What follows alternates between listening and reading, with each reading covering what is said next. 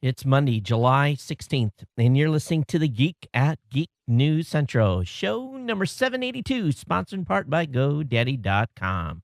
Our July special, get.coms for just $4.95. That's the best deal on the planet, folks. Purchase up to 3 domains. Use code 495GEEK. Geek News Central is a proud member of the Tech Podcast Network. If it's tech, it's here. Hey, folks, you know what comes next? And I tell you, there almost wasn't a show tonight. And I'm going to tell you how I recovered, and I'm only, as of this moment, 22 minutes late to start the show. Strap in. Here it comes.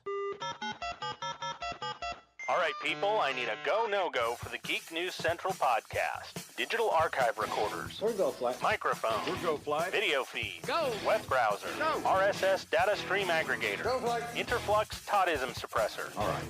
I'm confused. Host readiness check. Welcome to the show. Welcome to the show. The Geek News Central podcast is a proud member of the Tech Podcast Network. If it's tech, it's here. All right, ladies and gentlemen, we are ready to go. Cue Todd in 5, Button, who's got the button? 4, There's no cause for alarm. 3, Everybody hold on to something. 2, Just press the button. 1. Aloha and welcome to Geek News Central, coming to you as live as it can be from the beautiful state of Hawaii via the Geek News Central studio, overlooking Greater Honolulu. Hey, everyone, welcome to the show. Of course, my name is Todd Cochran, and I want to encourage you, of course, to get over to geeknewscentral.com. Check out all our great content. Really, when you're over at the website, it's a piece of cake to stay connected with the show. All you got to do is subscribe. It's right there in the second column of the website. You'll find it all of our shows. You'll be able to get subscribed real easy. Of course, get subscribed to our newsletter as well, so that you get all the show notes delivered directly to your inbox immediately following the show. Well, tonight was a show that almost wasn't, or it would have been a major abridged show. I basically got back with the family and kids at about 6 tonight. Had done a little pre-work earlier today, had seen a couple of articles. Of course, I should start the show at 7. So I sat down in front of this machine right here in front of me and did a couple of things, and just all of a sudden the lights went out. And I'm like, what happened? And so, the power was still on, but the machine was froze. And so I reached down and did the old one finger salute, reset the thing, and it didn't come back, and it basically gave me a disk error message. And I'm thinking, I just blew a drive. Now, you guys know I've talked about in the past about having drives here ready to go. I was a little bit panicked because this machine has a pretty large drive, and I didn't know if I had a 2 terabyte drive or not. I opened up the drawer and dug down through, and about the third drive I pulled out was, lo and behold, a 2 terabyte drive. So it took me a little bit to get this thing out from underneath here, got it tore apart, sucked the dirt out of it, of course. Meanwhile, tick-tock, the clock is running, before the show's ready. Got the new drive in it, slapped it in, put it back together, and lo and behold, I couldn't have timed it perfectly. I have a folder back there with a disk, and it was the Windows Home Server recovery disk, dropped it in the DV drive, and pushed the power button, and basically crossed my fingers. Within about 5 minutes, the machine was pulling its backup from 2 o'clock in the morning last night down to the machine. And so at that, basically what I did then is I shifted to another computer, continued to do my show prep, getting everything ready. About 30 to 40 minutes later, the machine was ready, rebooted, and I'm not kidding you, literally less than 35 or 40 minutes ago, this machine's back to life. Get everything loaded, get the show notes up. And it's only 8:22 and we're live.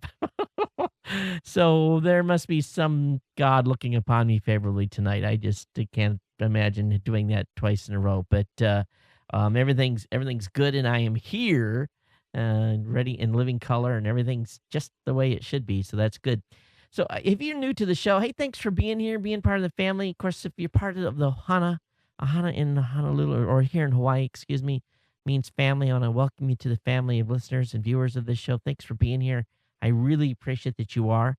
I want to give a big shout out to Sam Garcia, one of our Ohana members in Albuquerque, New Mexico. Those of you that are watching the video, we got a new dinosaur mascot. And literally, there's a dinosaur on the Ohanasaurus Skype machine. And for those of you that watch our Saturday morning tech show, you'll know that we use the two machines over here, which are run on Mac Minis, to basically bring in our callers and bring in our guests, and we have them live. And then the rest of the time, it's just a background screen. So Sam was nice enough to put up a. It's really it's awesome. It's growing on me. Initially, I'll be honest, Sam, when I first saw it, I was kind of like, didn't know how I felt, but he matched the colors of the show, of my logos and everything else. So that's up. I think what we're going to do is just, we'll play with this. And if anyone else has album art they want to submit, we'll put them up from time to time. But for now, the Ohanasaurus, it's got its new album art in the back. I think it's definitely different, and will at least if people don't want to watch me, they can look at the album art. And for those of you on the video, I'll actually show you guys the top. There's the whoops. Let me bring this down.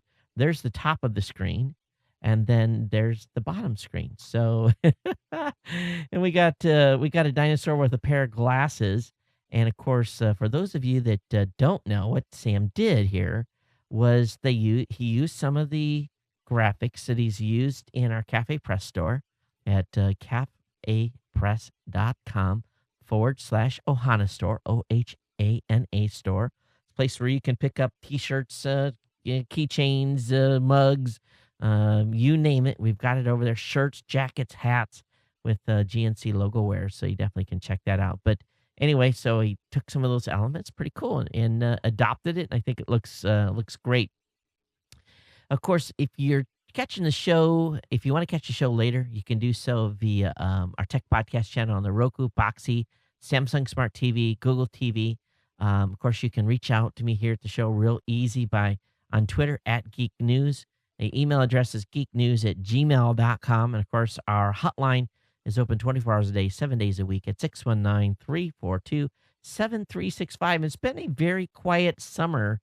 I'm beginning to wonder if the hotline has outlived its usefulness because it's been pretty quiet. And so anyway, I'm just at this point trying to make a decision whether or not we continue the hotline from a utilization standpoint or not. But anyway, definitely it's available there for you to check out. Now, what I want to share with you tonight is a new promotion I have going on here with GoDaddy. And this one's awesome, folks. I mean, it really is. And what we're going to do is we're going to hook you up with the absolute best deal.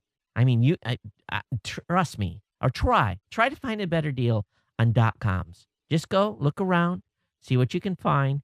But this special offer, you get .coms for $4.95 per year. You can get up to 3 at this pricing, okay?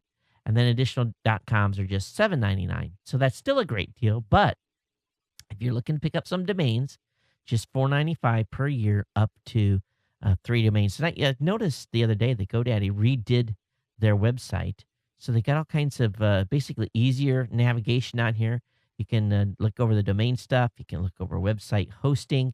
And of course, we've got great promotions for web hosting as well. And I've got, you can basically view their different services they have available. They've got website builders as well. They've got servers and cloud servers. So definitely check that out over at GoDaddy.com. Don't forget, all of my promo codes are available at geeknewscentral.com/GoDaddy. They're real easy to find on the website. And you basically, we've got all the codes over there, okay? Everything that's going to save you a lot of money on every occasion, whether you be buying an SSL certificate, whether you just want some money off on a purchase. And really, it starts really, using the codes I have currently. You use the NAB code to get 25% off on shared hosting plans. You can get cash back off of your purchases, or actually, basically, if you have $75 or more in purchases, you use like the code Aloha. They give you an immediate $20 savings. So definitely check out all the promo codes. And one thing I will say, the folks over at GoDaddy and I had a discussion earlier in the week. We're going to be bringing you some new promotions. We're working on some great deals for you. I'm trying to get a package deal together for you as well. So I don't know if they're going to be able to fully do that, but I'm basically looking to get something where you get 1, 2, or 3 things, at a great savings. So keep our fingers crossed, see if they're able to put that together instead of having these just one onesie twosie types offers and so forth. But definitely check out again, visit geeknewscentral.com/GoDaddy. Share the codes with your friends, family members, people that you know. Tell them to use my codes, and it really helps us here. Keeps the lights on, keeps us in business, keeps my family fed. And I do appreciate GoDaddy for being a longtime sponsor here at Geek News Central, and look forward to having them on for a long time. Okay, let me go ahead and switch gears here a little bit. Our Geek News Central Insider promotion is continuing.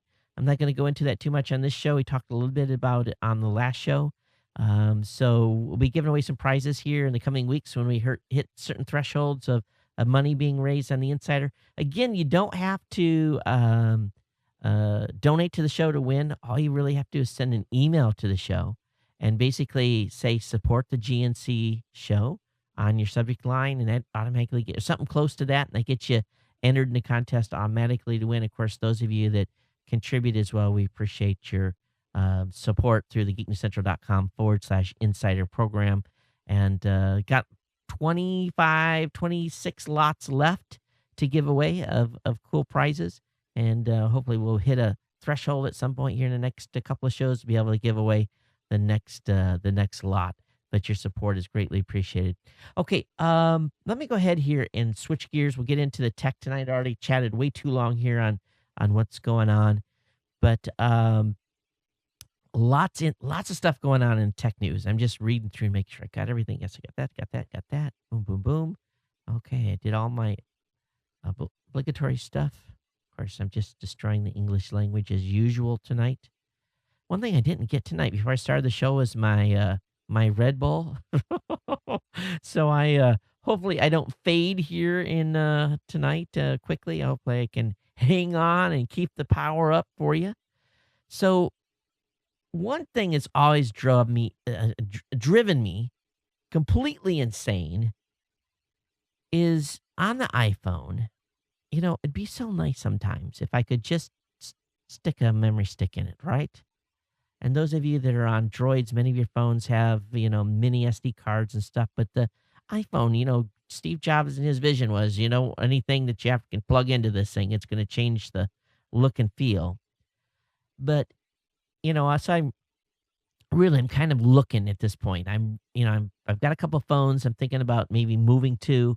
Maybe it's time to move off the iOS platform just because of some of the things I've seen recently. And one of the things I learned about Windows 8 today was that the Windows Phone 8 will have a USB mass storage support. So basically what you're going to be able to do is you're going to be able to plug this phone into your computer to transfer files like you would normally. And they've got a removable SD support as well as part of the platform. So basically you'll be able to go from the PC to the phone and vice versa, or connect it direct. I really think that the SD card, being able to put different types of things on it, just works better. You can stick that in your computer, you can transfer over some files, boom, you pop it out and go, and you just stick it in your phone and you're done. Or into your mobile, into a tablet or whatever it may be. I think that just sometimes works better because oftentimes I'm trying to pull stuff into my iPad, and I'm just like pulling my hair out, trying to pull in a PowerPoint presentation or a PDF or whatever it may be. Obviously not a PowerPoint, but a PDF, whatever I'm going to use for a presentation document.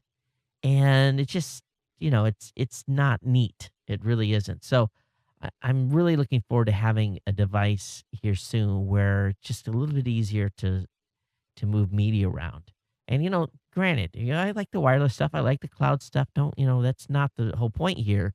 But sometimes if the file's too big, it's just the logistics enhancement to be able to make it happen quickly and without having to wait around and be frustrated about something, not getting the cloud and vice versa. So we will continue to watch this, and I'll keep you guys advised on my phone, basically searching. And it's probably going to be a Droid. I would just about bet that's where I'm going to go. All right, let's talk about a blog post that was put up on Comcast, and this is quite lengthy. And As I read through this tonight, I was really trying to decipher the agenda of Comcast. And I have to make an apology here. On the last show, I talked about the Viacom and DirecTV dispute that was going on.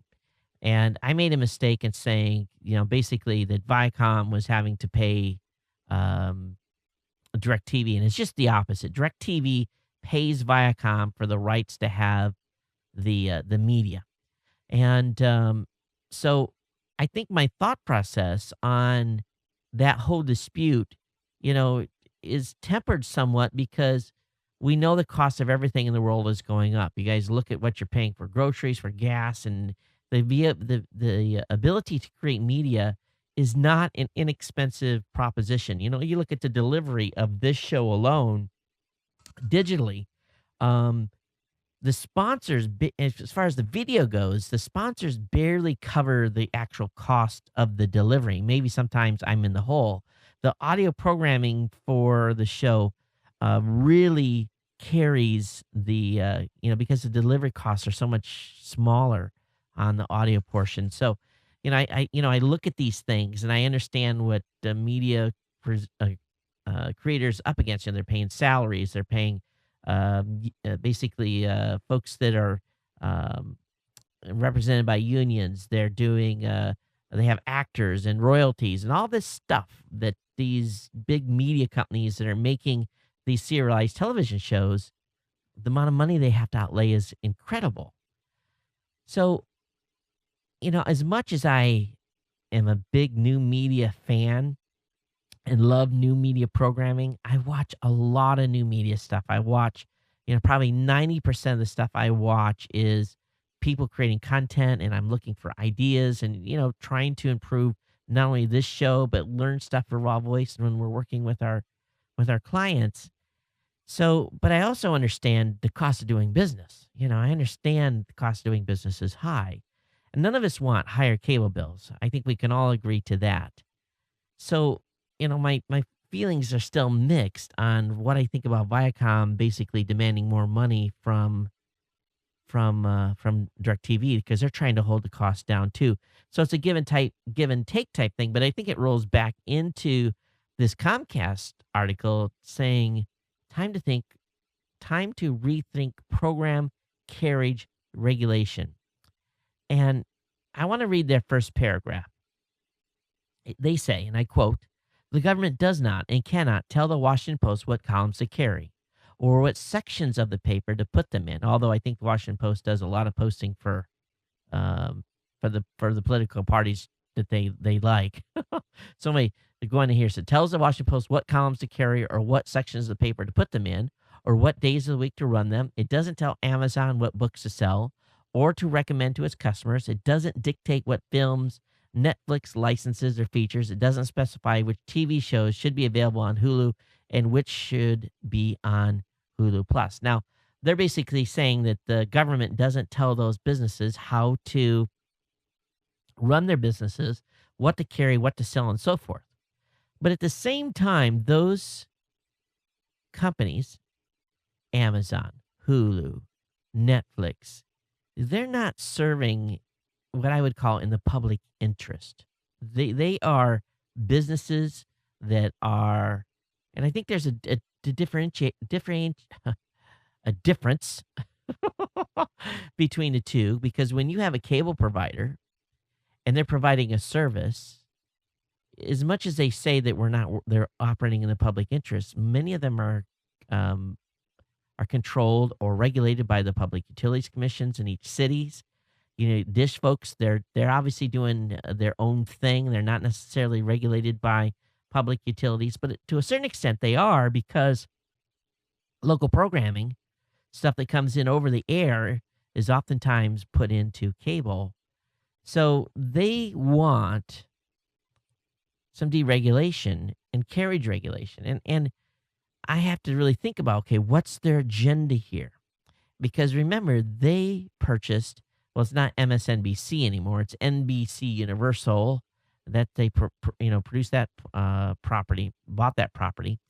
And Congress passed a statute nearly 20 years ago that gave the FCC a limited role in overseeing program carriage decisions of cable operators. The basic rules were simple. Paid TV distributors can't demand equity or exclusivity in exchange for carriage. In other words, being allowed to have the stuff on. Nor can they discriminate on the basis of ownership in a manner that unreasonably prevents an unaffiliated programmer from competing fairly. In other words, they have to be able to let all these groups, Viacom, ESPN, all these groups have to be able to get into those systems, and they have to play fairly. Now, there was a ruling made against Comcast earlier in the year talking about their carriage, basically their carriage or coverage, or basically adding it to their program lineup of a tennis channel. So basically what the judge says is you have to carry this. You have to carry this channel. And they didn't necessarily want to. And if they did, they wanted to put it in a different section that basically was going to be a premium offering. So, if they're going to pay the tennis channel, they had to make it so that they could recoup enough money to pay the per subscriber cost. And basically, the court ruled that it had to go into like their basic offering or whatever, because Comcast had all this NBC Universal sports stuff that the judge basically said, hey, you're going to put your stuff in here in the basic cable package. You need to lay the tennis channel on top. So really what's going on here is Comcast is saying that they're proud to offer customers lots of choices with multiple networks to watch, but they also want more freedom to be able to say no to someone. I think this is what they're saying. And it goes, if you read through this, you can make a case saying, well, we're going to win because it's going to bring our cable bill down. And I think anything we've seen the cable companies do, the cable bill has never went down, ever. It's never went down. It's always went up. If anybody can show me a decreasing cable bill over the past 20 years, please email me a copy of it from 20 years ago. They haven't. They went up, right? Even if you're carrying the same exact lineup you've had probably for 20 years. I'm not saying everyone's done that, but a lot of people have the same package they've carried for years and years and years. So, I don't know. What is the goal here? The goal here is that they want NBC Universal stuff on because they're owner in that. They want to be able to exclude the tennis channel or put that into a premium spot. And to me, that means unfair competition, right? Because not only are they a cable provider, but they also have media that they own that they have to carry, or they do carry. So I don't know enough about this to make a complete opinion on this at this point. But anytime a cable company tells me that their goal is to lower our bills and give us more choice, I really have to put my boots on, my waders on, because the floor is going to start flowing with BS.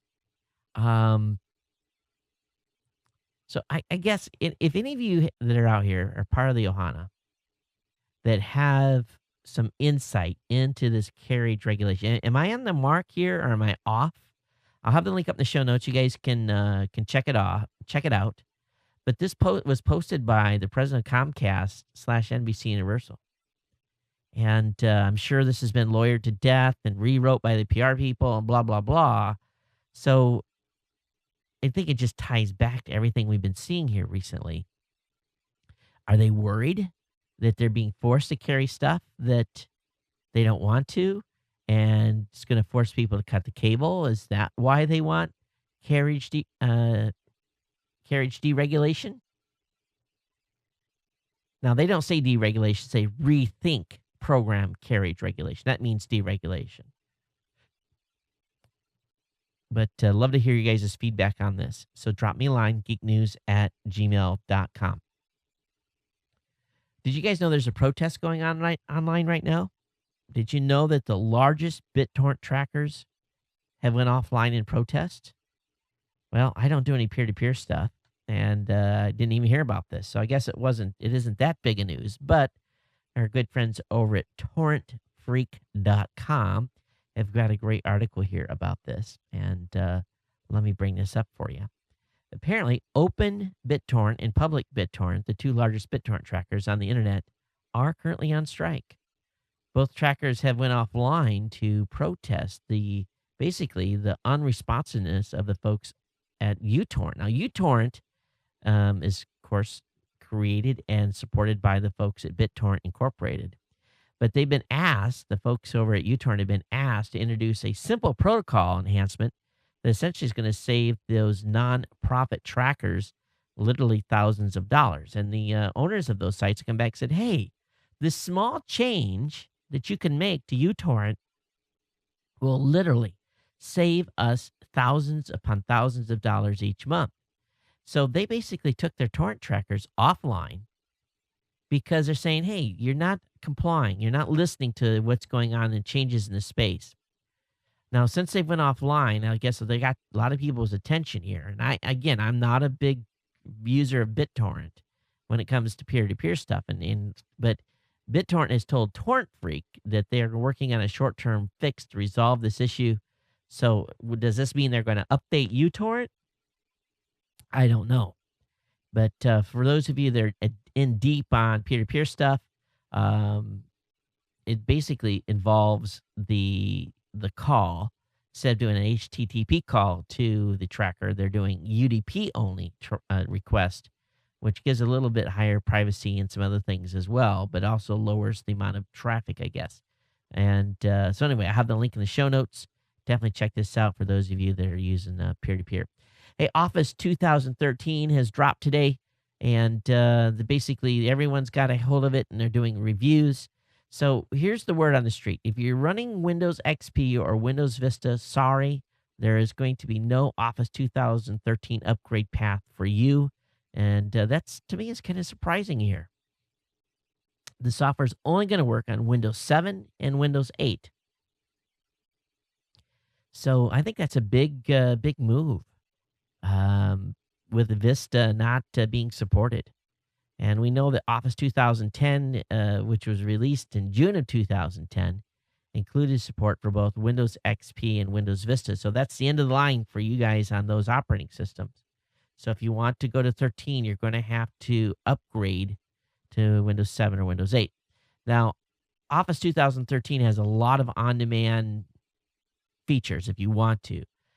Now, what you can do is use the Office 365 Home Premium subscription. Now, here's the deal on this, okay? You're going to get, you have to pay a fee each month to get the Office Home Premium subscription. It'll basically allow as many as 5 machines in your home to use Office online. Now, I'm going to warn you, okay? If you are offline, or if you are on a slow internet connection, my advice is not to go with the Office 365 solution where you're basically using Office online versus using it through a typical install. So I want you to really look at that before you make the jump. And, there's a lot of people that are poo-pooing the online stuff. I had the chance when I upgraded my Adobe Premiere and some of the modules that I own in Adobe, I had the option of going on a month-to-month program. I did the math or paying for the upgrade. Now, the upgrade was $2.99 or $3.99, and I would much rather pay for an upgrade and have the software physically on with Adobe. You can put it on 2 machines.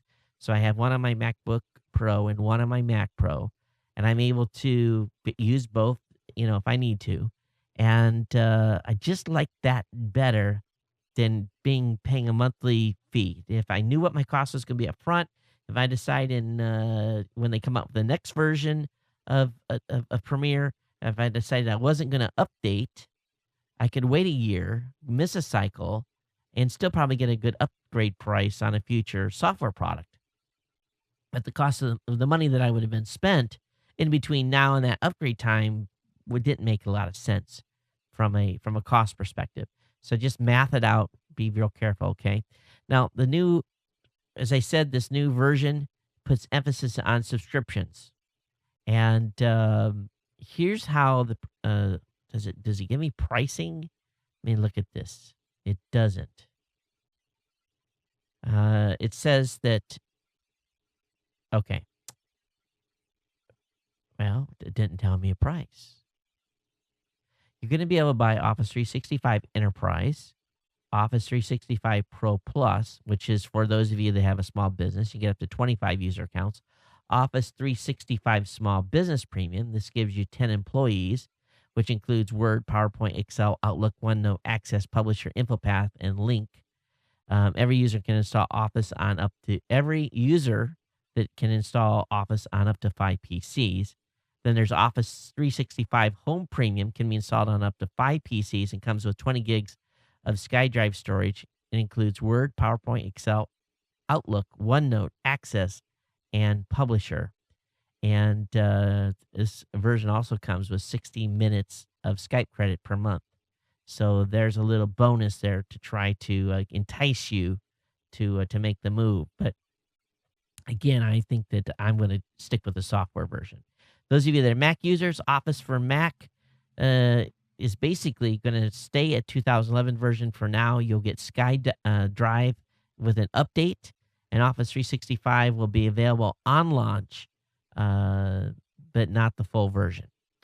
So you're going to get some of the online version capabilities as well.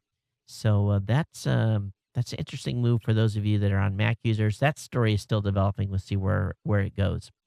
All right, how many of you invested in a Mac.com address or a me.com address? You know, can you trust Apple to give you a address anymore? Well, they're introducing a iCloud.com address. So new users and those just activating mail will get the new iCloud.com address. Forget Mac.com or even at me.com. So I don't get it. You know, does that mean everyone that's got a at mac.com address is going to lose it? So be aware of this. Says if you have an existing at me.com address from MobileMe that has already been used with the iOS 6 Beta 3, you'll receive an iCloud address that matches the one you were using previously. So, you know, I don't know about this. Now, apparently, in an update on this article, they're saying that the at mac.com address will continue to function despite the switch to at me.com at the launch of MobileMe. And this will probably extend to the at iCloud.com address as well. You know, here's my advice. Just go out and get a gmail.com or yourdomain.com address.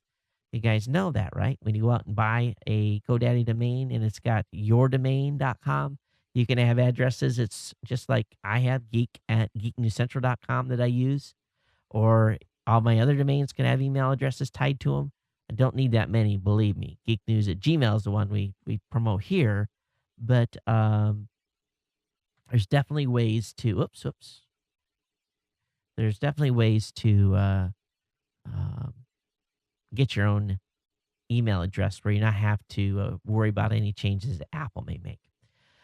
Oh boy, I tell you, the language in the .com case is heating up. Check this out. This doesn't bode well for the United States. U.S. is the enemy, says .com judge. The judge, due to hear Kim.com's extradition case, has referred to the United States as, quote unquote, the enemy in a discussion about copyright law.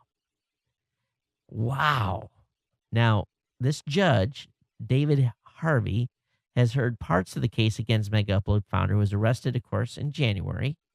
Judge Harvey is not due to hear the Internet Mogul's extradition case till next year, but he did make his views on copyright known during the launch of the Fair Deal campaign last week. I said it was something that was happening in New Zealand. So essentially the campaign in New Zealand is opposing changes to New Zealand's copyright law. Guess who it's backed by? Of course, all the regular characters are out there. The negotiations for this Fair Deal campaign are being held in secret, and we know that the entertainment industry is pushing for stronger copyright versions. Currently in New Zealand, if you have a DVD that came from the United States and you have to hack your DVD player so it will play that DVD, you can do so without quote unquote getting in any trouble. But with these new rules, that are being suggested, the codes would basically it'd make it illegal to change a DVD player to play a different country code. So there's a lot of people not happy about that. I can fully understand that. It says under TPP and the American Digital Millennium copyright provisions, you will not be able to do a lot of things that you can do today that will be prohibited, and you will be a criminal. So he is not mincing any words. Makes me wonder how that's going to turn out for that case. Now, in the United States, the feds have basically told a Virginia judge that a long list of American connections make mega upload subject to U.S. criminal law. The Friday court filing was a response to the company's argument that its lack of a U.S. mailing address makes it immune to criminal prosecution in the United States. Mega upload points to federal law requiring the notice of corporate indictment be served on an officer of the corporation and sent to the corporation's last known U.S. address. It is argued that since it doesn't have a U.S. address, it cannot be included. The feds are saying that mega uploads shouldn't be allowed to escape U.S. jurisdiction on a technicality. Well, isn't that how murderers and rapists and all these people that probably should be behind bars get off on technicalities? A technicality is what? Not being read your rights by a police officer? That's a technicality, right? If they don't read you your rights, your Miranda rights, and you talk to them and share any of that stuff you share can be thrown out, and you likely are going to walk. So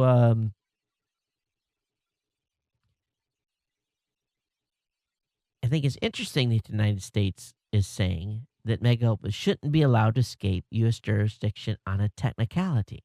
They're admitting it's a technicality. Says, even though the Locker site has never maintained an office in the U.S., says it has extensive American connections. Most obviously, the firm had hundreds of servers in the United States. It makes use of American financial service companies such as PayPal. It has numerous American customers. But, I could say the same thing about we have customers that use our services from all over the world, but I don't have an office in those countries. So we'll see where this goes. They go on to say, and even the company is not currently subject to U.S. jurisdiction, the government argues there's no time limit for serving papers on Mega Upload. Therefore, it argues the court can put the case against Mega Upload on hold until Kim.com is extradited to the United States. Then the government can personally serve papers on .com as a representative of Mega Upload. Well, here's the deal. His search and seizure, according to New Zealanders, was illegal. A judge has already ruled that. Okay, number one, they took hard drives back to the United States illegally. Number two, now they want to charge him and extradite him based on stuff that they found at his home and extradited him with, try to extradite him with that info. I think they're in trouble, to be honest with you. We'll see where this goes. Now, the judge is going to consider Mega Upload's argument for dismissal and the government's counter-argument at a hearing in Virginia on July 27th. So right around the corner here. When they will rule, I don't know. Time will tell. But it's quite the mess. Hey, over on Gizmodo, Dave Weiner, who invented the blog. Yes, Dave Weiner is not only, in my opinion, to be recognized as being part of the podcasting movement, being a co-owner of the title Podfather. Some would argue that. Dave Weiner's also invented the blog and RSS. So pretty strong credentials, even though Dave says some things from time to time that just is off the chart, in my opinion. But he does go into how he basically started a blog and how this basically transpired. And he uses an outliner. He's a big outliner guy, um, and I understand his methodology for using what he uses. And he blogs at his website with an outliner. But he goes into a story here. It's an interesting read, and but anyway, it's got to give credit where credit's due, and so I think it's a pretty set of credentials. He's had a positive impact on the web, and but good read here on Gizmodo. Hey, those of you in the UK, hey, this is big. This is big, big, big, big, big, big, big. Here's a quiz we're going to start off with, and for all of you, what's public and private at the same time? All right. The answer is scientific research. Specifically, large amounts of scientific work is funded by either the U.S. government or the British government, yet those results often end up hidden behind paywalls. Now, we've all talked about this here in the United States a lot. And this announcement that was made today by Science Minister David Willets said that the new system that's going to be implemented in 2014 says that essentially open access, and where that means is unfettered availability to research that's funded by the public purse. And so a movement by the people have won a significant victory, and it's going to make open access a condition of any public funding in the future. It says removing paywalls that surround taxpayer-funded research will have real economic and social benefits. It will allow academics and businesses develop and commercialize their research more easily and herald a new era of academic discovery. This development will provide exciting new opportunities and keep the UK at the forefront of global research to drive innovation and growth. I think what we all should do is I think we should all applaud, because this is big. This is huge. You know, all this money that the government spends with companies, with colleges, that and even research firms. If you're going to give money to someone to do academic research, that should be in the public domain. This is fantastic. It really, really is. We've talked about ResearchGate as well in the past, but this is big, and I'm sure many scientists are going to welcome this announcement. And here's the thing, scientists that do this research, they put these papers together, they put them on behind these paywalls. Currently, they have to pay to get access to their own writings. And this is awesome. This really is a stake in the heart for Reed Elsevier. Elsevier is huge in this big paywall for scientific documents and, not term papers, but when you do your master's degree. I'm having a brain fart here. It'll come to me in a second. Long story short, all that stuff's locked behind a paywall, and in the UK, no longer it will be. Now, some of the stuff will, because not everything is obviously funded by the government. Some of it's done by private companies. So I'm sure that will remain behind the firewall, but at least it's a start. All right, cord cutters. You can use Chrome as your Google TV remote. So I have a link in the show notes on that. You can check that out. Also, I found a new site today that is a great gadget website. It's called The Wirecutter over at thewirecutter.com. Lots of cool reviews. So it's not necessarily a blog, but it's basically a review of all cool gadgets. And written by a well-known blogger. So very, very good. article on this new hack that's out there. You guys heard about this? Apple's trying to kill what's been is known in circles right now as the free in-app purchase and iPhone and iPad hack. This is big. So what happens is, and I'm going to have to put the link up in the show notes. You guys will check it out. Is that essentially you go get an app, and then you know how they try to get you to buy stuff in there. Buy some of those games you buy gold or you buy shortcuts or whatever it may be. Well, there's a hack available that basically lets you buy anything you want without paying for it. All right, I'm not telling you to go out there and do this because Apple is obviously going to be looking at this close. And anytime there's fraudulent type of activity like that, if they can trace it back and figure it out, it's not going to be pretty. But a Russian hacker has basically found a way around everything, and he is be able to buy lots of stuff in app without spending a penny. And there's a YouTube video on what he's done, and it's boy oh boy. Free in-app purchases for every iDevice. So this will not last long. Apple will get this shut down in a hurry.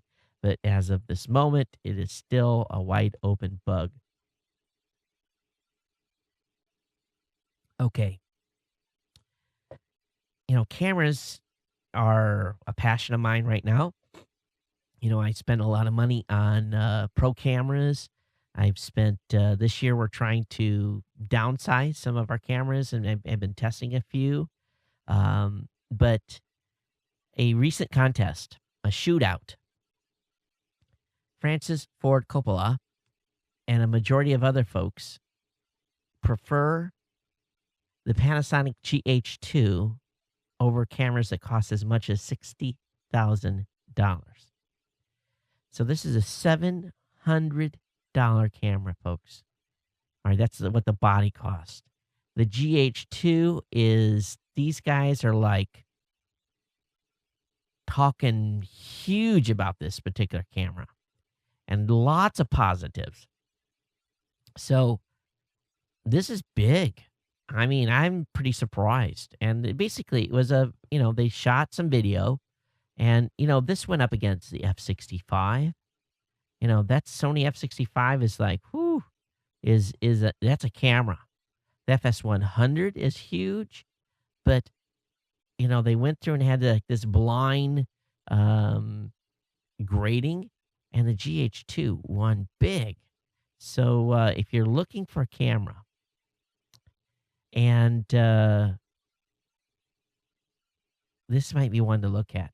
Again, it's a DSLR, and you have to get the lenses for it, of course, and that probably basic camera drives you up to about $1,500.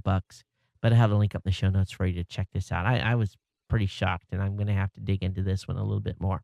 All right, many of you have been suffering through heat wave after heat wave. I was talking with my mom today. It was 101 degrees in Michigan today. And, the basically drought is in effect. And if you guys, here's some advice from me. The price of groceries are going to go up. There is a horrible drought happening across the country. There's going to be shortages this year on the amount of corn, soybeans, wheat, everything that needs water to grow that feeds this country.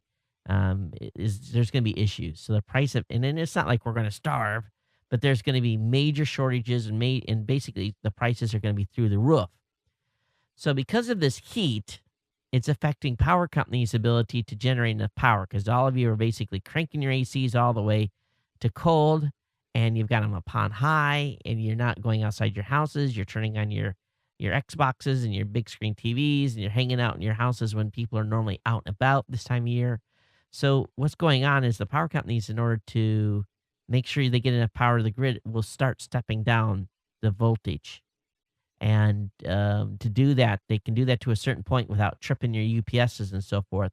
But if you're in an area that has massive heat waves right now, I'm going to just give you some warnings that don't keep everything plugged in, okay? Because this is a time when brownouts can happen, when surges can happen. If they're lowering, all of a sudden you see less performance on your computer, it could be because the power's being adjusted. If you hear your UPSs start to trip from time to time, start beeping at you, then come back online, um, get your majority of your stuff, just keep it unplugged that you worry about blowing up, okay? Because they will, in order to basically avert brownouts, they'll lower the voltage little by little to a point where it's going to trip something, but not quite. I'm going to tell you something. I read an article today, and this is one that most of you could care two hoots about, but it was over on Futurity, FUTURITY.org. And I was amazed. And let me just talk about this as, amplifiers. Anytime you have an amplifier, whether it be for a radio, for a television, and basically an RF amplifier, something that's in path from an antenna, the amplifier always has a certain amount of noise associated with it. So when I read today that scientists have developed a new type of amplifier but for boosting signals that has no noise, this is incredible. I mean, this is beyond incredible because all amplifiers have always had, again, a certain amount of noise, but this new amplifier is so precise that the only noise it produces is the unavoidable noise caused by the jiggling of atoms and waves according to the laws of quantum mechanics. And this is huge. I mean, this is a big, big deal. Because if basically what they do is they measure noise by dB, and basically an amplifier will have a certain noise floor across a certain band. And I'm not going to go any deeper because then it's just going to get into real technical stuff and need all kinds of test equipment to be able to measure this type of a signal, specifically the noise figure. But when I read this today, I was just like, holy smacks, this is big. It's come out of Caltech, and I'm going to be looking for more information on this. But they're going to use this in satellites, and essentially, what this really means is that you put this amplifier, you attach it to an antenna, right? So you got the antenna, you got the amplifier, and what happens is now only thing you're amplifying is the pure reception that the antenna gets. There's no intermixing of harmonics. There's not anything that can give a false reading from the noise within the actual amplifier itself. This is big, big, big, big, big, big, big. And so this is cool. And I think if these guys don't have a patent on this, I'll be surprised. But there's more details on it in the Nature Physics at nature.com. So anyway, those of you that are junkies out there, electronic junkies, you guys are going to know what I'm talking about here. The rest of you are like, who cares? Move on. But definitely check it out. Hey, good news. And I want to talk a little bit, just a quick article on health here. The FDA has approved the first pill to reduce chance of HIV. So this is big. The U.S. Food and Drug Administration announces approval of the first drug shown to reduce the chances of HIV infection in high-risk individuals. Those who are unaffected and are sexually active with HIV-infected partners. The drug called Truvada is manufactured by San Francisco area biotech Gilead Science and is taken as a daily oral pill. So this is big. This is really, really big here. This is adds some serious protection for folks out there. And I don't know how they're going to distribute this and what it's going to be, what the rules are going to be on how it's going to be prescribed. But they did 2 clinical trials in nearly 2,500 men with high-risk behavior. And so it reduced the risk of infection by 75%. Doesn't completely eliminate the risk, but it reduced it. So this is big. This is a step in the right direction. All right, moving on here. Guys, I have a rule. When my wife goes on travel, If the kids are here, we take one plate, one fork, one knife, one spoon, and basically a spatula and something to flip burgers with. And that's, or a spatula and something to scoop something. You know what I mean? That's all we put out. That's the utensils we use. And we basically close the cabinet doors. Besides getting cups out, that's all we use. Well, there's a click and cook modular spatula. And I know the ladies will not like this at all. But fellas, those of you that are bachelors out there, I'm sure you're going to appreciate this. Uh, Basically, one handle serves them all. And you got a nice little rack to put these in. And there's a rack for every occasion here. I don't have a price on these things, but you get 5 detachable spatula heads for various cooking needs. And so this is fantastic.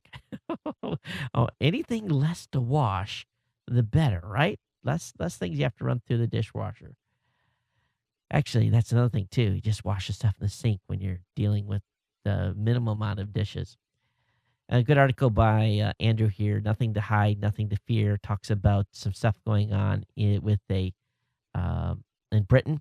He says if you've nothing to hide, then you've nothing to fear. Is often trotted out in the debate around privacy and secrecy. Specifically, it seems reasonable, but even with a modicum of critical thinking, the adage becomes trite and flawed. However, even if you did believe that nothing to hide, nothing to fear was reasonable, then the latest report from the British 2011 annual report of interception of communications commissioners ought to give food for thought. Says in 2011, the total number of lawful interception warrants in the UK was 2,911. And this all seems quite reasonable given the population of the UK's 16 million people. However, in amongst the successful security operations, we also find that the security and associated agencies made 42 mistakes, usually through typographic errors. In all instances, the errors were discovered before the intercept took place. And communication data requests cover information about communications, mainly subscriber data, service use data, traffic data, and that type of stuff. Said there was 40,000. For that type of information, there was 494,078 data requests in 2011, 11% decrease in the previous year. So he goes on to say, if you think that because you have nothing to hide, then you have nothing to fear, think again. You've everything to fear, from the transposed digit, the wrong postcode lookup, and the minimum wage flunky copying, pasting the wrong records. Probably not what you're worried about at all, but just a heads up that they are out there and making mistakes and basically collecting information on folks in the UK that they weren't supposed to, even those small percentages. We had some great articles on GNC this past 2 or 3 days. We had a article about SkyText and the problems with cheap Android tablets. That was written by Alan. We talked about Motorola ICS tweet failure. That was by Andrew. We had a Lego Bridge article by Andrew. And we had a GPS recalculating article by Jen at GNC. Definitely check all the articles out at geeknewscentral.com. If you've got an article you want to suggest or think something we should cover or give insight to, definitely send me an email here at geeknews@gmail.com. Same thing goes with coverage of the show. If there's something you want me to cover, just email me. I'd be happy to put it in the stack and cover. Hey, congratulations to Marissa Mayer, the new chief executive officer at Yahoo. She has she was one of the first 20 employees at Google. So she obviously cashed out and did well there from a stock perspective. But she is now the chief executive officer. This is a big move, big pick by Yahoo. I've seen nothing negative about this today. So this is big. She used to have the role of VP of local maps and location services. And she plans to assume the role tomorrow, or basically, for those of you listening, today. And but this is big. Lots of positive things being said about her. So we'll see how she comes in, cleans house, and changes things. It's going to be a fun show to watch. All right, Microsoft Office Home and Student 2013 to be bundled on all Windows RT tablets. So that's good news for those of you that are getting Windows RT tablet. That's going to be built in. Article on Space Side. It appears that the Mars rover landing, the actual success or failure of that, will be delayed by a couple of minutes, largely because they're having issues out there with the satellite that's the Mars Observer that is basically in basically in orbit, and they've had some issues with gyros and so forth. They don't think they can reposition the satellite in time to be in a position to catch the reentry live. The reentry is going to happen as scheduled, but the reconnaissance orbiter will not be in a right position. So be a few minutes late, and to relay the what happened during the actual landing. So they're hoping to get the satellite back up in complete working order, but doesn't think it's going to happen before the landing. There was a Soyuz launched to the International Space Station. So basically, we got 3 new crewmen headed there. On board is Soyuz Russian cosmonaut Yuri Malenchenko, American astronaut Sunita Williams, and Japanese astronaut Akihiko Hoshida. So they're going to dock at 12:52 Eastern Daylight Time on Tuesday. So very early tomorrow morning. I grew up in Michigan. Haven't lived there, of course, in many, many years. And talked to you in past when I went through Detroit the last time. I was really devastated by how bad Detroit looked in certain sections. And it seems to be a lot of photogs are having a lot of fun for basically uh, um recording this history and getting these great shots of buildings that are falling in on themselves. But they call it urban ruin porn, and there's a dedicated genre for it now. And of course, Detroit has gotten a huge amount of it. So what they're doing now is a YouTube user is flying a drone in and around ruins, abandoned homes, and factories, and he's taken some incredible video. So it's an interesting video. I'll let you guys watch. It starts off in a nice park and ends up somewhere else. So I'll have a link up in the show notes for you to check out. If any of you are listening live in Detroit, I apologize, but I'm just amazed at how bad it really is. It's not a good situation. The Air Force has produced a guide for military tweeters, and they released a 41-page guide to effective social media. Again, it was put out by the Air Force Public Affairs Agency and was released in March by the Air Force Public again, and it was made available for public download yesterday. And it gives a lot of insight to bloggers and tweeters and stuff, what to do, what not to do. And of course, there was 21 links to operational security issues as well, and basically not breaking OPSEC. So I think that's probably more what it's designed for, to remind the airmen that hey, you're going to be tweeting out there. Be careful what you're saying. All right, looks like we're going to run long again tonight. Got lots of great content for you. I don't know if we talked about this already, but the FDA has apparently spied on emails to try to silence critics. What began as a narrow investigation of the possible leaking of confidential agency information by 5 scientists quickly grew in mid-2010 into a much broader campaign to counter outside critics of agency's medical review process, according to the cache of more than 80,000 pages of computer documents generated by the surveillance effort. Moving to quell what one memorandum called the collaboration of the FDA's opponents, the surveillance operation identified 21 agency employees, congressional officials, outside medical researchers, and journalists thought to be working together to put out a negative and defamatory information about the agency. So they basically installed keylogger software on computers of their own scientists, tracked the personal emails they wrote to others, and tracked documents they copied to key drives. So, they're working for the government. This is something they say that, hey, we acknowledge that our stuff could be watched. But some people are saying the FDA probably went a little bit too far. Well, I know that when I was still in the Navy, every time I logged into a government system, there was this big warning: you can and will be monitored at will. And so I don't think this comes as a surprise, but it's interesting to see what the FDA did to try to calm the negativism that was being said about them in the press and so forth. All right, over on Tech Dirt, Olympics can't hire enough actual security, but it's fully staffed with brand police. So they have 300 enforcement officers will be across the country checking firms to ensure that they are not staging ambush marketing or legal associating themselves with the games at the expense of official sponsors such as Adidas, McDonald's, Coca-Cola, and BP. Wearing purple caps and tops, experts in training and advertising working for Olympic Delivery Authority are headed to the biggest brand protection operation stage in UK. Under legislation specifically introduced for the London Games, they have the right to enter shops and offices and bring court action with fines up to £20,000.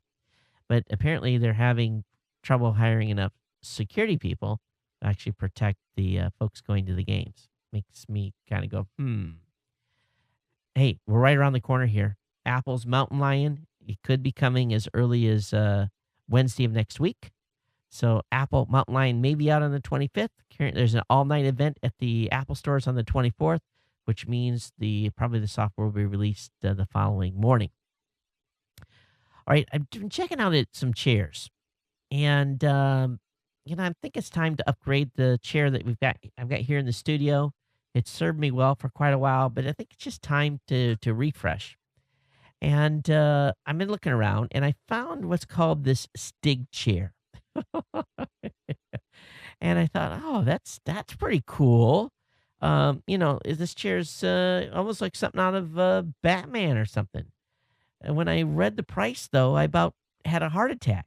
This chair is 11 grand. I'm thinking to myself, this thing better massage my butt for 11 grand. The exotic $11,000 seat, designed by Verasi Design, sits at 52 by 23 by 39 inches and consists of stainless steel, yellow pine, and deer leather for the ultimate in high-performance sports luxury furniture.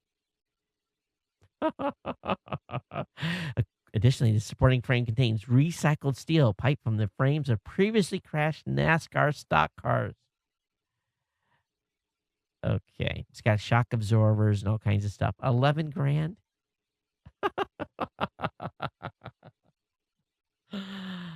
Oh, this is not the type of chair I'm going to buy. And it's got a place to look like to hook up hydraulic so you can control it up and down. It's got places to have lag bolts to lag it to the floor.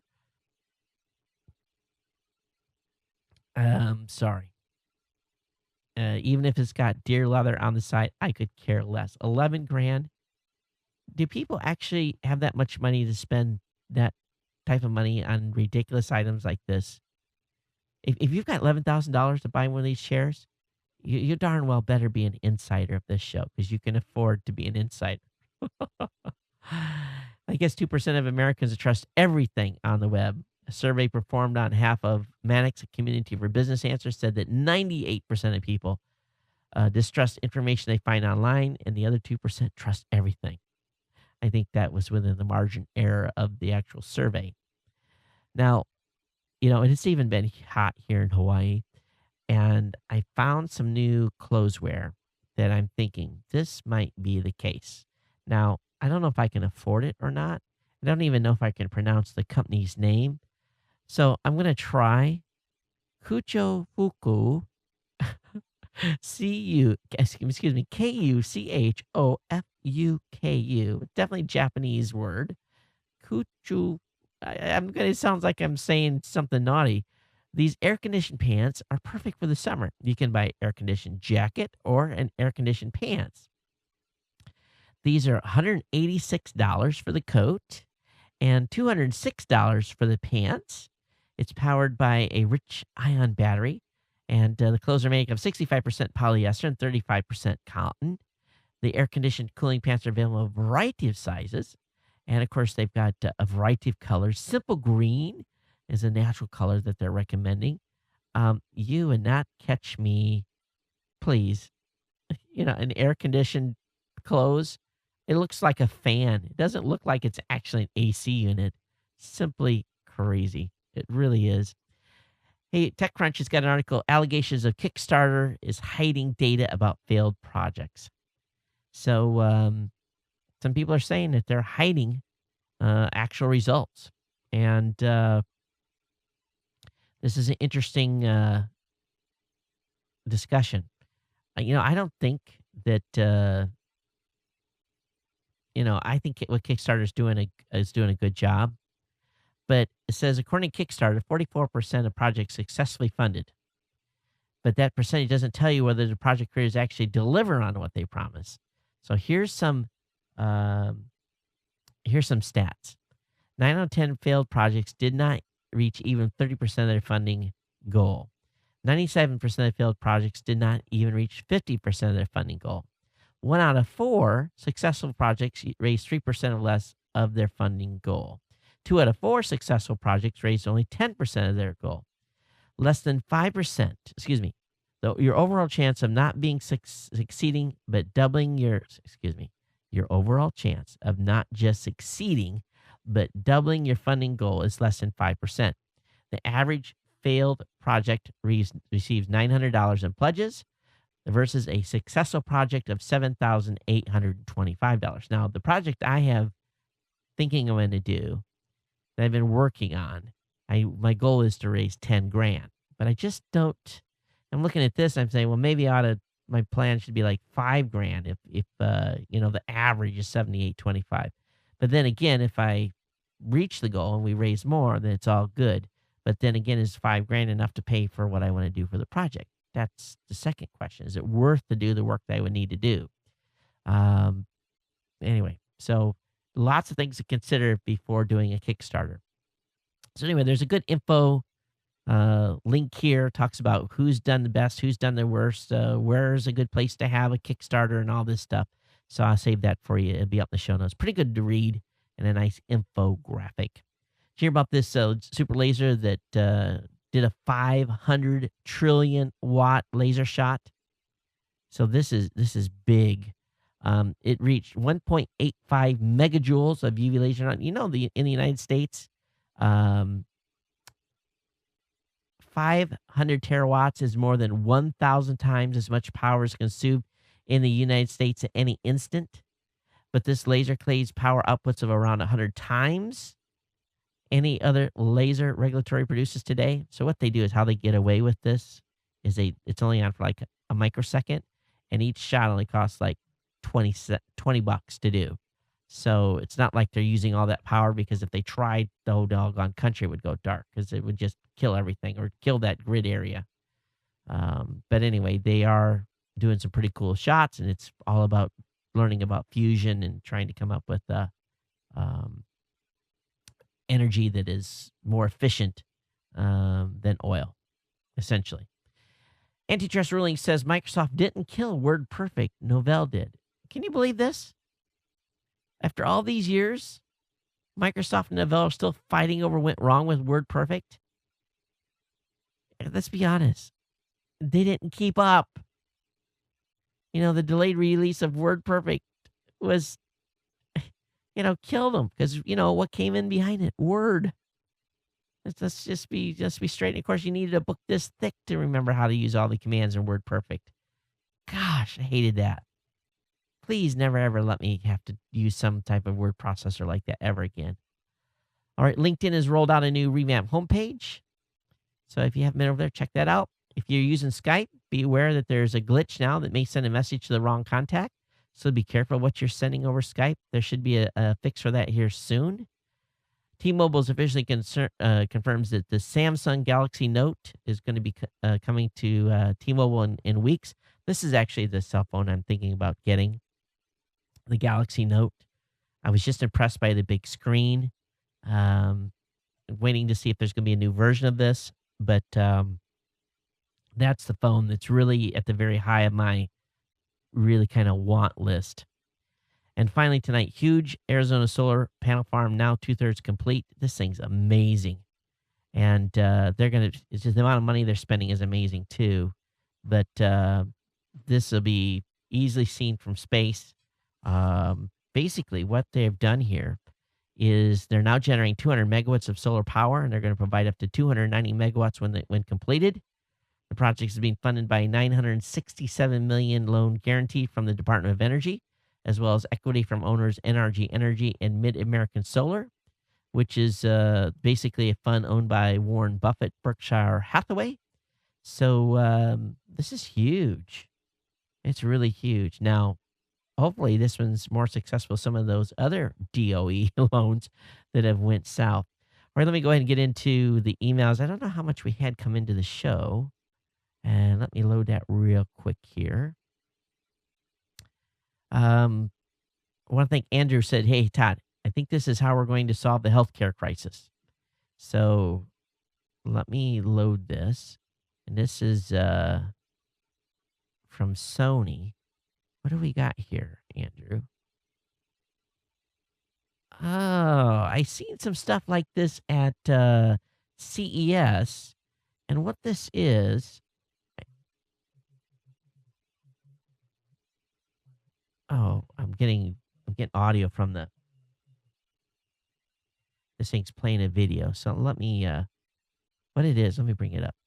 It's a robot that basically, a remote HD IP camera system that enables physicians to communicate, observe, improve workflow, and gain remote visual auditory access. Basically, your doctor's sitting somewhere and the nurse rolls this thing around. I actually saw one that was better. I saw one that actually the doc drove. And he could go from room to room, didn't need anybody. And it basically when it rolled into a room, it recognized what room it was in, and the doc started seeing all the EKG and all the oxygen levels and blood pressure and all that stuff came up on his monitor. And as soon as he left the room, all that stuff dropped off. And if there was an emergency in a room, he could actually come to the room and direct nurses if they were doing life-saving techniques. So this is basically a way to let physicians, and here's what's going to happen, Andrew, on this. You're going to have, who knows where your doctor is going to be, and then he's going to be, I could really be bad here. I'm not going to do it. But some doctors, I just leave it as this. Let's just put it this way. The doctors could be outsourced from any country in the world, right? And then don't get me wrong, I had terrific health care when I was in Bahrain. My doctor was fantastic. They took care of me better when I was in Bahrain when I got hurt in 2004 than I was taken care of when I came home to Triple Armory Medical Center. So, don't get me wrong, a lot of foreign doctors are good, but you can almost be guaranteed if they're going to have one of these robot things or one of these HD IP camera systems that allow physicians not to be right there in the room, you're going to have doctors outsourced all over the world that are going to use this thing. I got another link here from Andrew. He says, hey, helps all well and really enjoy the article on the million-plus-year hard drive that Alan wrote. He said, I just know this article on the Boeing 787 Dreamliner being outfitted with Android. Yep, we covered that in the last show. Thanks for that. Got an email here from Christopher. He says, hey, Todd, you mentioned that you were able to look up to see if you or a family member's password amongst the exposed from Yahoo. How or where exactly can I check to make sure my accounts were not amongst those that were victimized? Thanks, Chris. Chris, if you go to gncsshownotes.com, you look for the Yahoo article that I had linked, and within that article is a link to the list. That's probably the best way I can tell you to find it, or just do a Google search, Yahoo hack passwords. I'm sure it'll take you right there as well. Got an email here from Tim. He says, hey, Todd, I think this guy's had just about enough of the airlines and TSA. And, of course, this was the gentleman that took off in the tandem lawn chair. Well, you guys heard that they only made it about 30 miles. And when they landed when they got out of their lawn chairs, the thing took off.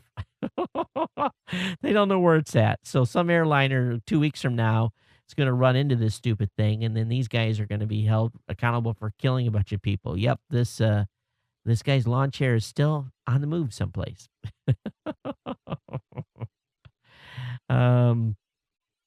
Okay, I think, and Jim, yeah, we talked about Dig on the last show. Did you listen to the whole show? I covered it. I sure did. I got an email here from Joe, and I want to read this, and I think this will finish it out for us tonight. Todd, I recently finished recording episode 20 of the Two Rambling Idiots podcast and got a huge appreciation for the work you go through to produce GNC. As you remember, my host Kevin and I use GNC as a sort of template for Trip. One of the biggest diversions from the template was using to host. It allows us to provide some lively discussions about the tech news.